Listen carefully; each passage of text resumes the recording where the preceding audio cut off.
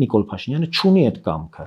Իր իշխանությունը չունի բավարար ներուժ, բավարար պատկերացում, թե ինչպես պետք է պայքարել ժողովրդավարության համար։ Իմ պատկերացմամբ ժողովրդավարությունը ուժի կարիք ունի, ուժով պաշտպանելու կարիք ունի, ոչ թե մուրճ թափահարելու, մուրճ ճոճելու։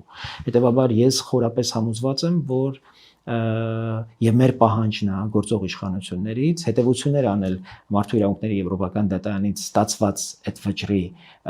ապացույցներից, փաստերից եւ գնալ իրավաքաղաքական գնահատական տալ այն մարդկանց, այն քաղաքական շրջանակներին, ովքեր գնդակահարելու հրաման են տվել, ովքեր մասնակցել են մարտի 1-ի իրադարձություններին, այդ ոճիրին, այդ անթույլատրելի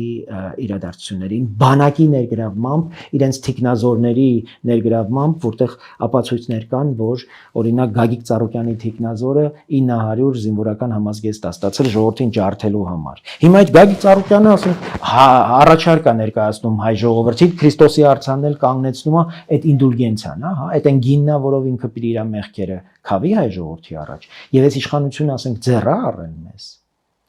Եվ ձեզ թվում է մենք չենք բարձրաձայնելու, եւ ձեզ թվում է մենք չենք ամեն անգամ հիշեցնելու, թե ով ինչ դերակատարություն է ունեցել այս